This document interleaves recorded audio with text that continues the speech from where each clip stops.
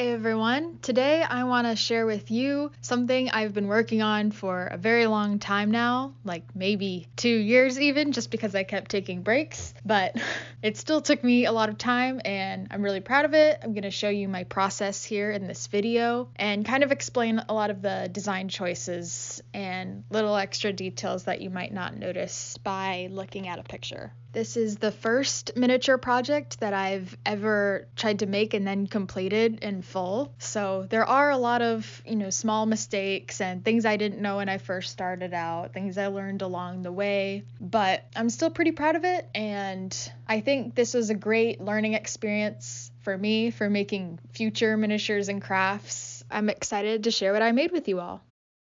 Very first thing I did was obviously draw up a sketch. You really liked drawing yin-yangs on the margins of your notes. That and houses. A little box, the roof, and 2 windows, and a door. I took that literally. So what we end up with, as you saw in the beginning, is a greenhouse with 1 door, 2 windows. I went with 4 just for what I ended up needing it for. But true to form, I didn't add any gigantic statement window for the 3rd floor other than the roof openings. So I pretty much stayed as true to that really basic prairie house architecture design as I could, while still finding my own ways to be creative with different aspects of it. The scale that I ended up using is 3 centimeters to 6 feet. I modified this from someone else's design for a 1x12 doll, as you can see here on Etsy, but I needed a little bit of a smaller scale to work with, and I just needed to sort of create my own as it turned out. One helpful thing that I think I did early on was I drew my drawing to the scale that I wanted. I never made a sketch that wasn't to the exact scale. And so I took the original sketch, just cut and pasted that onto cardboard backing that would eventually be the backing for the house. Then I literally just added all floors and furniture and everything to line up with the original drawing right on top of those lines. So that, I think, was a move that made things a little bit easier for me later on. I did the same to scale drawing technique for the floor of the 1st level and also at some points later on. But moving on to the outside of the house, I decided to do the vinyl siding with construction paper for that really thin, clean look, which took a lot of time, but I eventually had it all glued down just with simple Elmer's school glue because the easiest thing to connect is paper to paper, so you don't need a strong glue for that. Then I took care to weather the sides of the house with a cream colored paint to make it look a little bit more aged, like it's been through life. And then I used the thinnest kind of cardboard I could find, which also coincidentally is the kind on the little Starbucks 4-pack boxes, which I don't like at all.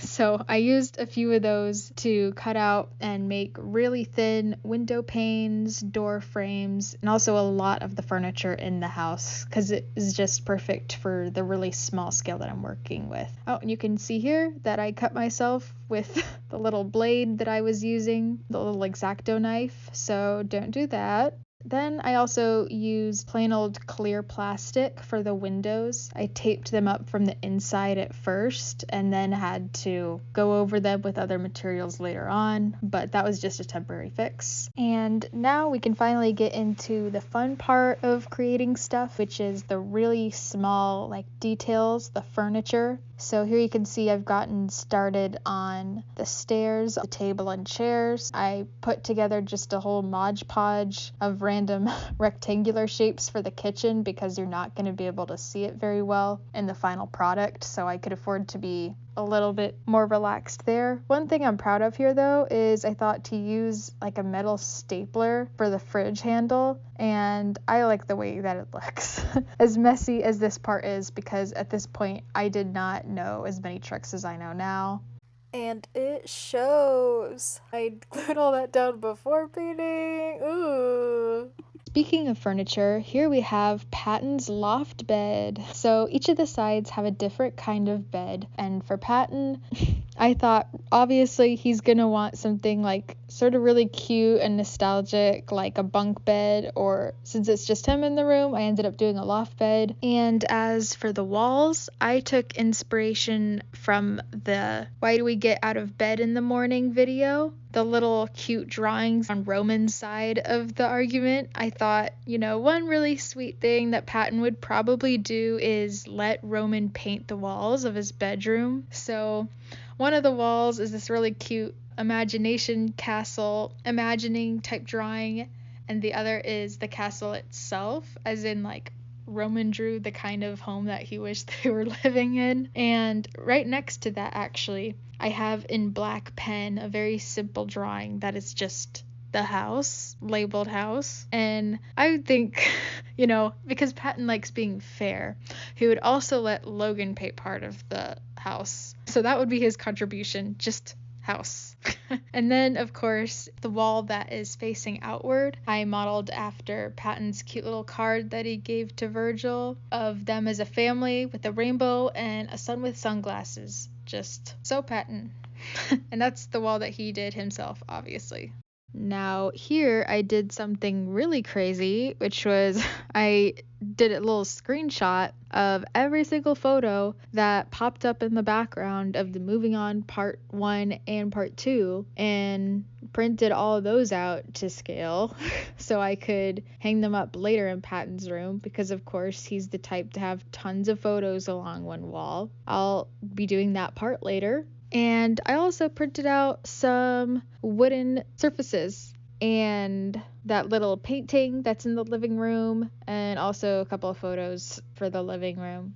So while I do some of the less exciting stuff while furnishing the living room and kitchen with foam steps and felt fabric for the carpet, just FYI, I thought I'd talk about a few of the creative choices that I made for the first level at least, and why I made them. So the reason I decided to put Patton's room on the first floor of our little imaginary house is because I still feel like after all this time, he's the side that character Thomas is most similar to and tends to listen to the most. And so it's kind of like if he had to pick one core side that he's most in tune with, it would probably be Patton. And also he's kind of like the caretaker of the home, right? He wants to be near the kitchen, near the front door, near the living room where anyone can enter and exit. I also decided to not give him a door to his room even. It's just like an opening because that way like anyone is free to enter his room so they feel welcome. It's not like a closed off area in the house. Like all of this is not supposed to be like some kind of set in stone structure. It's supposed to be, just like the sides themselves, metaphysical beings, an imaginary structure that things can change and shift with time, and not everything is as set in stone as I'm making it here. It's just more of an imaginary suggestion of form. And it's also not canon because we know that in the canon universe, their rooms always just mimic whatever character Thomas is looking at in the real world, which is obviously not the case in this house. So, this is just me having fun, imagining different spaces, what those spaces would represent in character Thomas's mind. Now, to get back to crafting for a second, I would just like to point out that I am using hot glue for literally everything at this stage, which is a major mistake because it makes so much mess and like bumps because it dries so quickly. And because I am still very much an amateur at this point in the craft, I'm just making mistakes that I cannot go back and fix later because I also put on the ceiling prematurely. And so, just keep that in mind when you're starting your own projects. Just look up different kinds of crafting glue and the different things that they can do. Don't just rely on one type of glue because it's the closest and you know how to use it. Anyways, in other news, you can see that I'm putting down tile pieces all over the kitchen floor here, which you are never going to be able to see in the finished product. So I don't know why I'm doing that, but here, now you get to see it. You're welcome. Now, as a last detail after assembling the couch skeleton, I used a bunch of beads for the doorknobs and handles and cabinets. And now we're finally onto the second floor, Logan's floor. Right here on the stairs, which for some reason I only decided to do after gluing in the second floor ceiling. You're not supposed to do that, but I did that. Anyways, I worked with index paper for the siding and little pieces of toothpicks for the little railings. And so what I did is I cut them all up individually after measuring them all out with Sharpie and marking them, and then went through the long process of hot gluing them all in. And because I do a lot of things out of order, here you'll also see me working on some stuff in the living room, like the little painting that goes next to the little bookcase, which you can see here. And now we're gonna go back to the stairs. I start carefully at first, and with that little part done, now I finally move on to creating spaces upstairs. And the first thing I do here is I lay out the parts of the upstairs that I want to be kind of Logan's actual room and office area that's closed off to the rest of the sides. So I lay down some light hardwood floor pieces that I printed out earlier for the floor, and then I put up walls around that. You'll notice that just like Patton, Logan also does not have a door to his room. It's just an opening. I pictured this because he's the kind of side who freely shares information with anyone who wants to hear it at any time, pretty much. He is not a side known for secrecy or subtlety or anything like that. He is a source of information and he wants to share information at all hours. So that's the choice behind that. And then also you can see that there's a little partitioned space right next to his room, which I pictured being his secret office. I know I just said he's all about open and honest interactions, but I think he also kind of needs a space to himself where he can do work. Very in-depth, boring, but important work in the mind, undisturbed.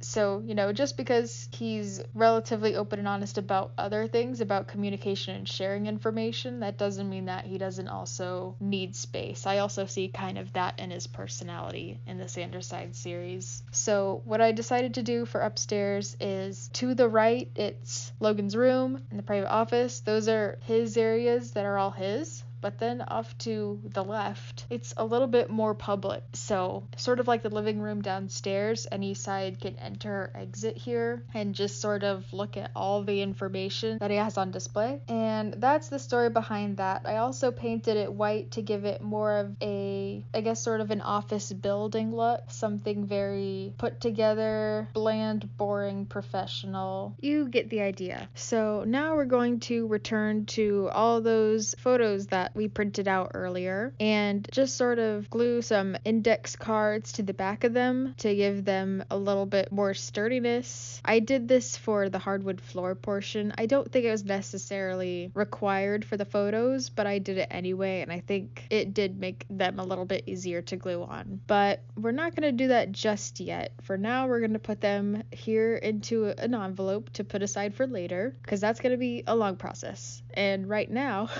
I just wanted to move on to Patton's bed. So I decided to give him a loft bed like I talked about earlier. So that had already been built, but now I wanted to paint it into Patton's signature light blue color. And one thing I also did was I cut out a few pieces of the felt fabric, actually the same fabric that I used for the carpet, to create my own mattress cushion for Patton's bed. And then I sewed onto it a little piece of actual sheet fabric that I just happened to have. And so I glued that on top of there, also made a little pillow and blanket. And then, because I foolishly did all of this after putting in the ceiling, I had to shove it back in there with a paintbrush.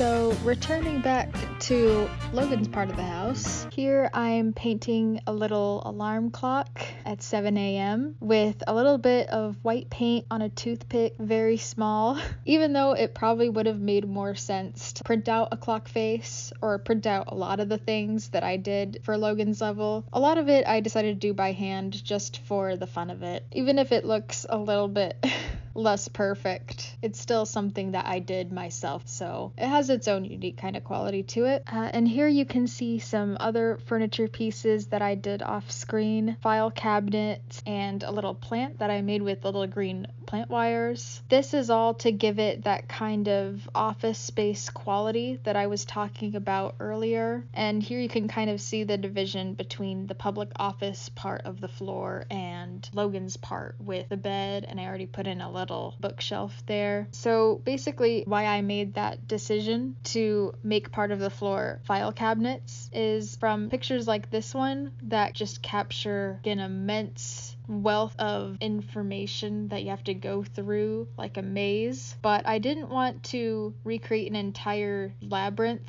of file cabinets and boxes full of things. That's why I just limited it to one little hallway. I picture them as being infinite drawers that you can just think of, what piece of information do I need, and then you pull out the drawer and it's there. So that was my fantastical way of thinking about it. And now the centerpiece. I call it your life plan. Life plan? Everything's here, oriented top to bottom, left to right. Let's take a closer look. The minute of the hour of the day of the week of the month of the year of your life. Everything. Got it? This is a super system. So, of course, when I watched the 2015 Little Prince adaptation and got to this whole life plan scene, I thought, oh my god, this is Logan's life project. This is his magnum opus. So I have to create it and I have to put it on big display. So the centerpiece of this whole floor is this life plan, and I decided to also make this by hand, even though, yeah, printing it would give it a whole different kind of look. Some would argue a better look. But it's just something I felt like attempting to do myself with good old pen and paper, so that's what I did. And I kept the lines just as neat as I possibly could with a ruler, and I drew out to the tiniest little marker that I could. And you can see that I've implemented the clock detail, the months at the top, little bitty graphs below that. I'm going to add other elements later on, but for now, here's a short clip of me painting white the cabinets and the bookshelf. Okay, now back to the graph. Here I'm implementing a few more like interactive features. So I have a couple 3D folders that fold out and then go back in. Have some more graphs, and I also cut out some really tiny squares of different colored post-its just to give it more dimension. And then the very last thing that I did for this graph is I glued on another like little bent out stapler for that baton stick thing that she uses to point at different things. I wanted to include that, of course. And I also glued on a really tiny piece of cardboard paper to make a little faux calculator that just attaches right on there. And also I placed this next to the filing cabinet, as you can see in this picture. I've decided that the filing cabinets are like color coded based on the sides colors, so that's how that looks. This is a super system. And here's how the life plan looks when it's all hung up.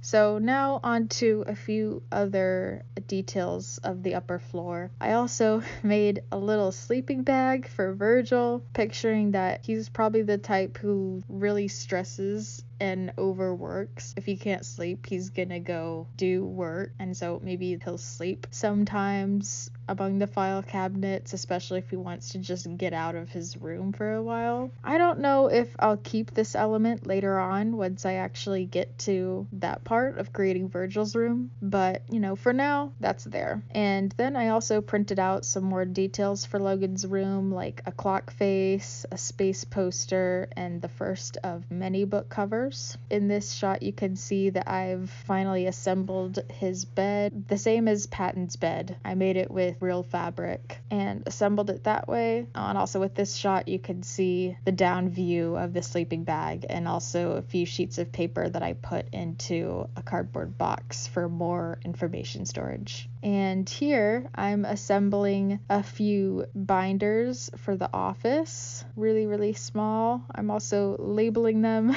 by hand again. Also here assembling the clock, putting in a giant world map. And then also, I at first had these like cotton balls that I stretched out to make spider webs in one corner. That would have been Virgil's corner, but I eventually scrapped that idea later on. But here you can see it. And now it's finally time to put on the roof.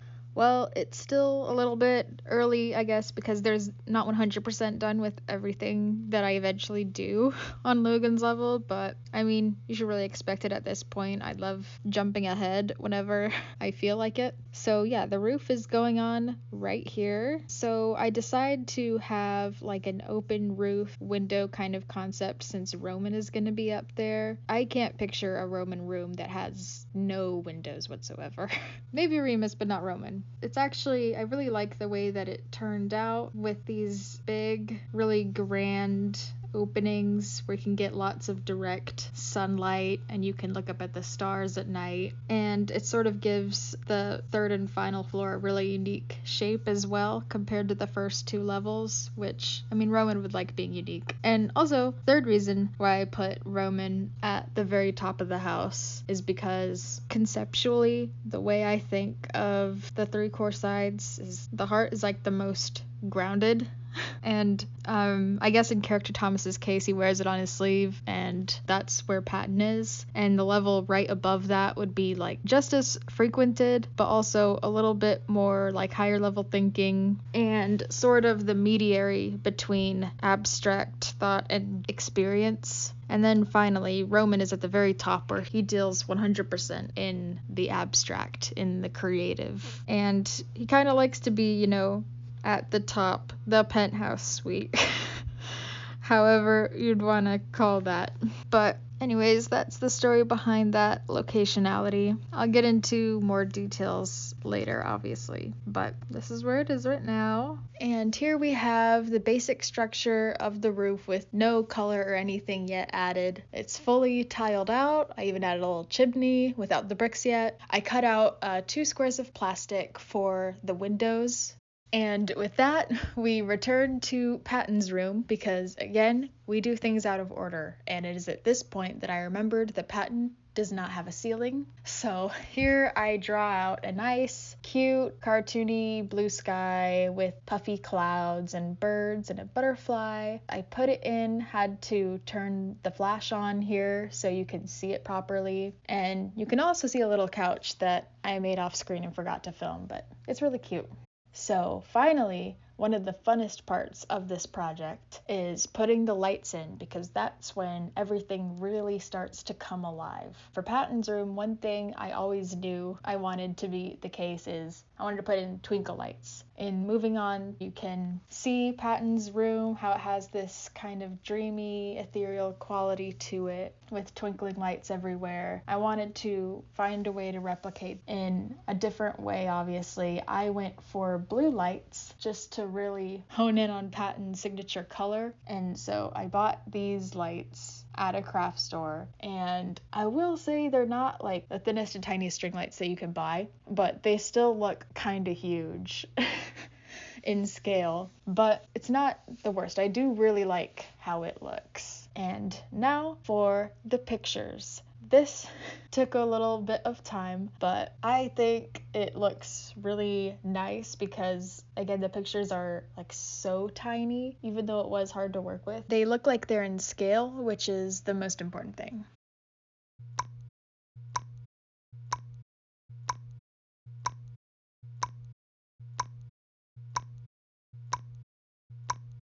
And now, finally, I decided to give Patton a little cute archway from the living room to his room, and I decorated it with the little logo. And with that, I think we can go back up to Logan's room and fill in some of those books, because we're backtracking. The way that I made these books was by using my little measurement scale to measure down to what the average book size would be compared to the person size. And I cut those measurements out piece by piece, some with construction paper for blank covers, and there were some real book covers that I printed out of all the Sherlock Holmes books, for instance, and also some other books I thought Logan might like The Name of the Rose, and some Agatha Christie novels. So I folded up and glued down really tiny slips of copy paper and then folded the covers around them. And then when they were both dry, I cut those out, and that's where we get the books.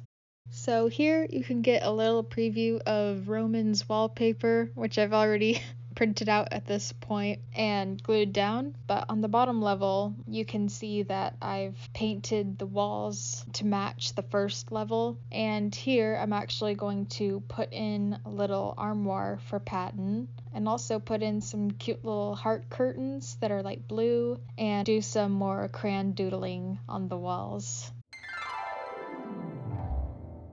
And it's at this point that I decide to do the PAX sign that we see all the time in the back of every video. Turns out it's not a mysterious acronym like I thought. It's Latin for peace, which I just found out when I was looking through Thomas's Instagram for something else that you'll see later. But yeah, I just happened to find this explanation of the PAX sign, and I think that's pretty cool. I had no idea that it meant that. So at this point, the first and second levels of the house are pretty much done. I add a few small details later on, but from now on we're going to move on up to other parts of the house finally, so that's pretty exciting. And with this long shot, I just wanted to give you a little tour to see where we are at this point. You can also see that I've put on the ceiling finally above Logan's floor and also Roman's floor. Same piece of cardboard. And now we have lost access to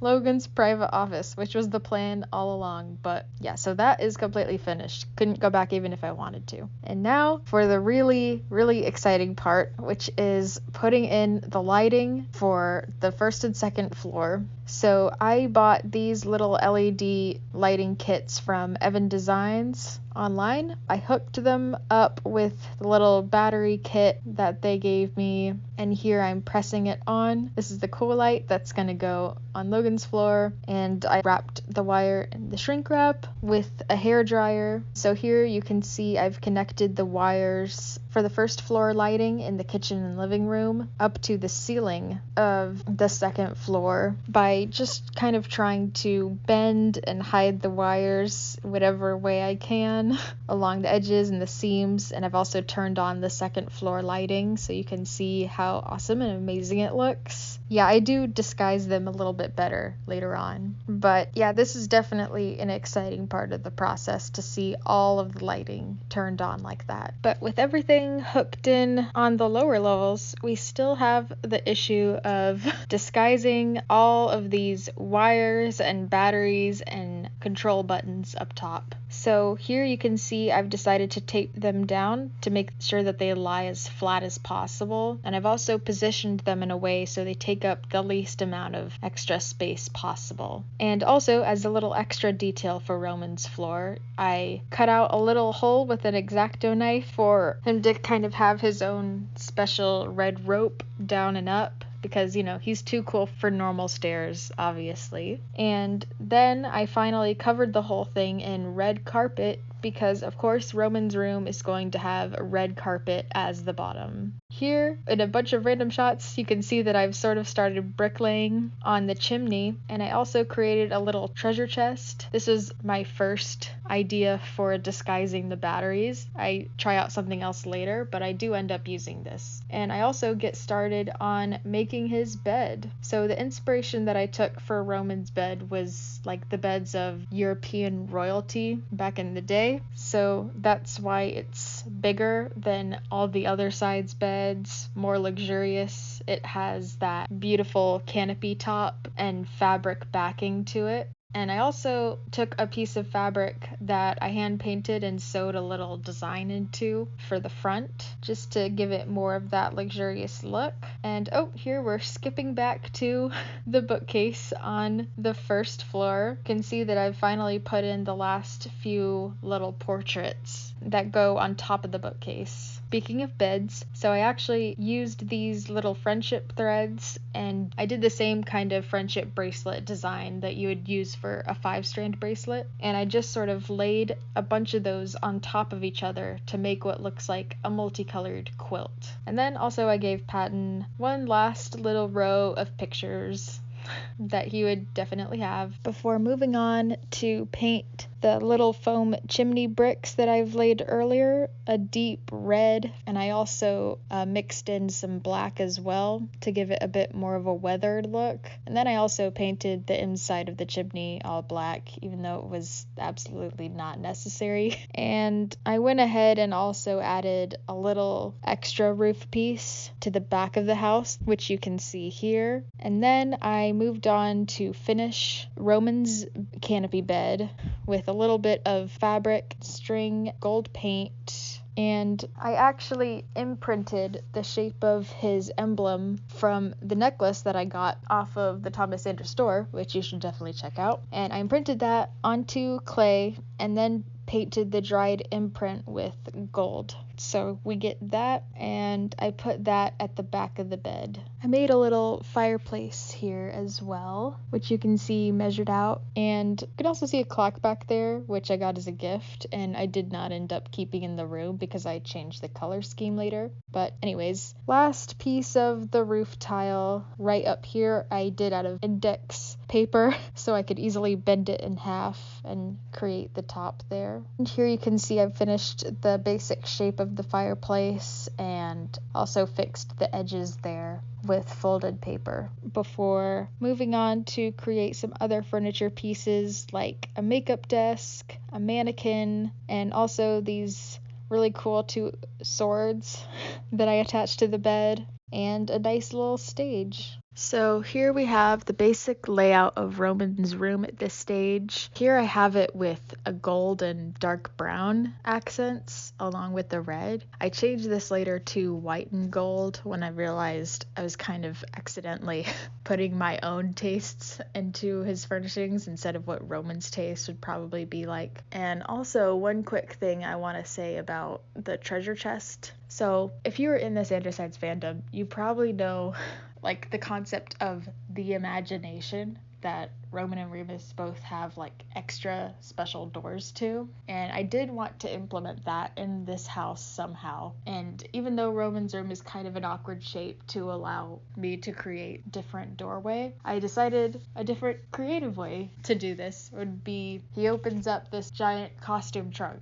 that you think is full of stuff, and it's actually a door to the imagination. I really like that concept, so I wanted to implement it somehow. And oh, here's a little chair that I've created for the makeup desk, and it's at this point that I turn back focus to the exterior of the house. So here with this hodgepodge of cardboard, I decided to create a sloping foundation so it can look like it's on a hill. And here you can see I've drawn out a little design for what I imagined the front of the house to be like sort of similar to the front of Character Thomas's house that we saw in SVS Redux, how there's like a front porch where you have to walk up before entering the front door. And really love those Victorian gable designs that are really complex. I sort of drew a little mock-up as a way to fill that void of blank space there because that was bothering me a little bit. And you'll see in the final product that I actually created something very symbolic of all the sides. So I'm proud of that part. Here you can see I've gotten started on the little porch and then some rocky steps up. I did a lot of the same procedure for the roof for the front porch, and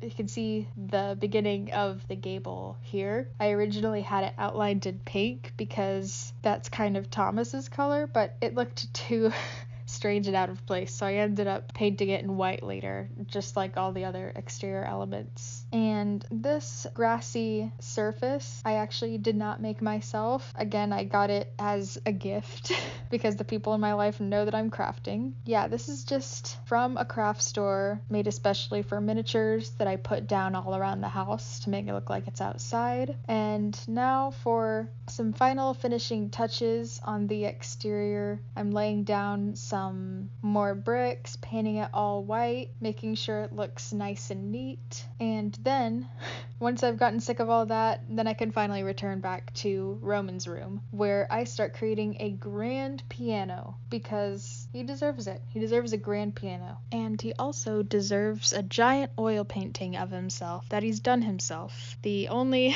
thing you could possibly think to put as the centerpiece of the fireplace. I chose to simply take this photo, invert the colors, and also apply an oil painting filter to it, and then cut it out to the precise size so that it could be displayed as the centerpiece of the fireplace. And with one final printout of a Spanish guitar that's perfectly fit for Roman, and a little repaint of some pieces, and an input of a really cool lighting effect that you're about to see, this is the final version of Roman's room, minus one thing I'll add later, but it's absolutely beautiful. I bought a little fireplace kit from the same people who I bought the other lighting kits from. You'll get more shots of it in the dark so you can see it even better, but even just right here, like, it looks like there's a fire in the fireplace. So that's absolutely amazing. And I hid the battery pack for that under the treasure chest, and under the stage are the battery packs for the first and second floor lighting. So back to Patton's room real quick. I had the epiphany that Patton is a hoarder. But seriously, my room is kind of a mess. I don't know if this is a good idea. Oh my gosh! So, as it is right now, his room is way too neat and orderly. I knew I had to add a bunch of really tiny junk in there to make it look like actually Patton's living space. So here are a few little cardboard boxes I made. I also made a giant cat out of a puffball and some marker. I added a little plastic horse and some alphabet beads and little scraps of fabric and other small toys that I found when I dug through some of my old kid stuff. Scale-wise, this giant plastic horse, if you're curious, is like this funny picture I found, or this thing, which you see at a lot of kids' places, the giant plastic horse. Yeah, Patton for sure is one of those because I just had that on hand. And now here's how it looks all lit up at night. It's amazing. I love it. Finally, we conclude the exterior of the house once and for all by first covering up that wire leading to the lights in Patton's room with some foam from an old set of eye covers, painted them green, laid them over on either side of the house to be later covered with bush material from a craft store. And again, I was gifted these little miniature trees, so I didn't have to make those myself from the ground up, but I did find them to look a bit too plasticky on the bottom, so I decided to cover them with an extra layer of clay, which I then sculpted out with a little needle to get more realistic trunk details on them. Also painted them a little bit of a darker color to make them more of a natural dark brown. And I did that on both sides of the house with these little foam blocks, very similar to the bricks for the chimney. I just glued them around in a ring around the trees, so you have them built in, and it also kind of disguises the messiness of the roots. And then finally, I figured out how to make these really cute, sort of realistic looking little tiny roses for the bushes. So I made one half of the bushes red for Roman, red roses. And I was gonna make them both red, but then I thought, this is a shared space. This is a place for all the sides. So the other half has little green roses for the trash bag boy. And this little gem is something I put together with some leftover scraps from another project. I thought Roman needed one last little extravagant touch to his room, and that was a big giant red gemstone on a gold stand. That's what it was missing. So now we can call Roman's room complete. Here I also add in some last minute finishing touches for Logan's floor. I found this random metal piece that I really liked and decided to fill that blank wall space with. And I also added in a cute little globe this one is from a craft store. It's after I lost an identical gift that someone had given me earlier, and I really missed that little touch to this floor. And you can see that I kind of got rid of the Virgil's corner aspect of it. Instead, I'm gonna go all in on his room later on. And oh yes, I also added a little fish tank. It looks very janky close up, which is why it's pushed more towards the back, but I think it's a cute idea for Logan to have a little fish to take care of on top of everything else. He has a little plant in his room and a little fish, and that's that.